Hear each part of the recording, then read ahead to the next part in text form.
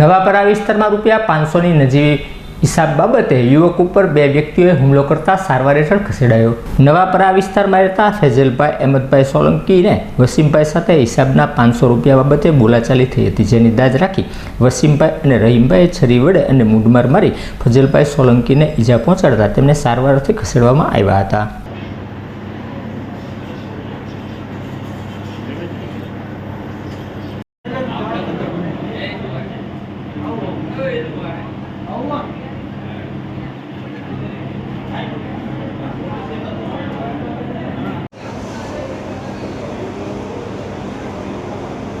Cameraman ने બધું લઈ લીધું।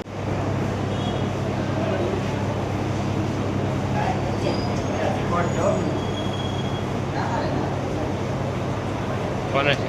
ફજલ અહેમદભાઈ સોલંકી। કઈ જગ્યા રહ્યો? નવાપરા। શું બનાવજો ભાઈ? બનાવમાં સાહેબ એવું છે કે હું ઘરે ગયો અત્યારે ગેરેજેથી, એટલે વસીમભાઈનો ફોન આવ્યો મને કે તારા પૈસાનું શું કરવાનું છે। મેં કીધું મારે તમારા ભાઈ હારે હિસાબ સમજાઈ ગયો છે। મેં કીધું હું થોડીક મારે દોડાદોડી છે એટલે હું તમને મળે ફોન કર્યો, તો એના 2-3 વાર ફોન આવ્યા, તો પછી મને ગાળું દેવા મળ્યા જેમ ફાવે એમ, અને મને કે તું તારા કાકાની બેકરીએ આવ। તો હું મારા કાકાની બેકરીએ ગયો, હું મારા કાકાનો છોકરો અમે 2 બેઠા હતા। તો ત્યાં આવી રમીતભાઈ ને વસીમભાઈ, રમીતભાઈએ છરી કાઢી અને વસીમભાઈએ મને પાટા ઘૂસતેથી માર્યો, રમીતભાઈએ છરી મારી દીધી અહીંયા હાથમાં।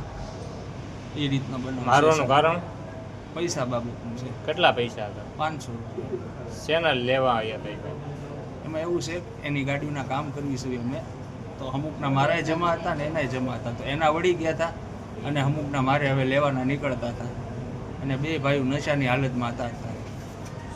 કેટલા જણા હતા? 2 જણા હતા। કઈ 2 થી 3 જણા હતા। બનાવ કઈ જગ્યા? નવાપરા ગરાસિયા બોર્ડિંગ પાસે। શું હથિયાર હતું ભાઈ પાસે?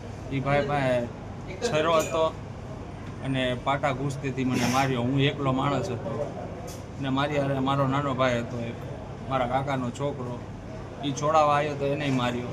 આ વિશે પોલીસ ફરિયાદ કરો નહીં? હા।